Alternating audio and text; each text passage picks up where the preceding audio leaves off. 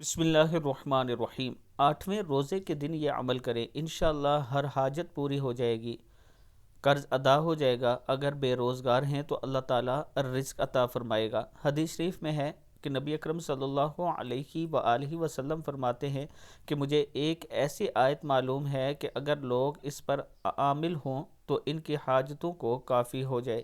پھر یہ آیت کریم ارشاد فرمائی، بسم اللہ الرحمن الرحیم، وَمَن يَتَّقِ اللَّهَ يَجْعَلْ لَهُ مَخْرَجًا وَيَرْزُقْهُ مِنْ حَيْثُ لَا يَحْتَسِبُ وَمَن يَتَوَكَّلْ عَلَى اللَّهِ فَهُوَ حَسْبُهُ إِنَّ اللَّهَ بَالِغُ أَمْرِهِ قَدْ جَعَلَ اللَّهُ لِكُلِّ شَيْءٍ قَدْرًا۔